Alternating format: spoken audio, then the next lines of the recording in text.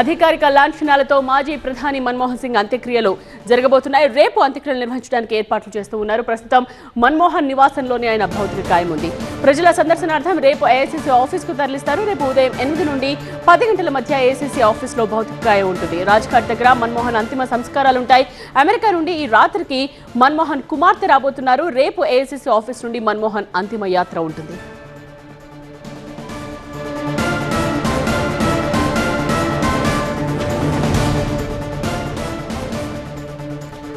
అయితే మన్మోహన్ సింగ్ అంత్యక్రియలు రేపు నిర్వహిస్తారని కాంగ్రెస్ నేతలు చెబుతున్నారు. కానీ దీనికి సంబంధించి ఇంతవరకు ఎలాంటి అధికారిక ప్రకటన రాలేదంటున్నారు కాంగ్రెస్ నేత సందీప్ దీక్షిత్. देखिए अभी गया था, अभी पक्का नहीं है प्रोग्राम. उनकी एक बिटिया हैं जो बाहर से आ रही हैं, शायद वो दोपहर या शाम तक आएंगी और उसके बाद ही तय करेंगे. हो सकता है, मैं कंफर्म नहीं कर सकता, अब तो हो सकता है अंतिम राइट्स जो हैं वो कल हों, लेकिन अभी अंदर थोड़ा सा इंतजाम चल रहा है.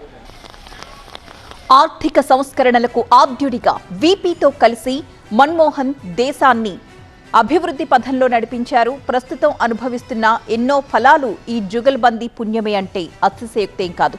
1991 అక్టోబర్లో తొలిసారి రాజ్యసభలో అడుగుపెట్టారు మన్మోహన్. అప్పటి నుంచి 2024 ఏప్రిల్ వరకు 33 ఏళ్ల పాటు రాజ్యసభ సభ్యుడిగా ఉన్నారు. 10 ఏళ్ల పాటు ప్రధానమంత్రిగా పనిచేసి దేశ ఆర్థిక వ్యవస్థకు బలమైన పునాదులు వేశారు.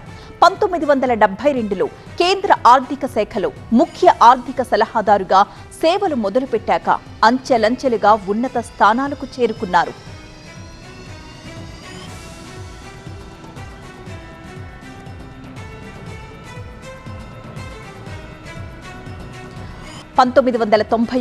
అక్టోబర్లో తొలిసారిగా రాజ్యసభలోకి అడుగుపెట్టారు మన్మోహన్. అప్పటి నుంచి 2024 ఏప్రిల్ వరకు 33 ఏళ్ల పాటు రాజ్యసభ సభ్యుడిగా ఉన్నారు. 10 ఏళ్ల పాటు ప్రధానమంత్రిగా పనిచేసి దేశ ఆర్థిక వ్యవస్థకు బలమైన పునాదులు వేశారు.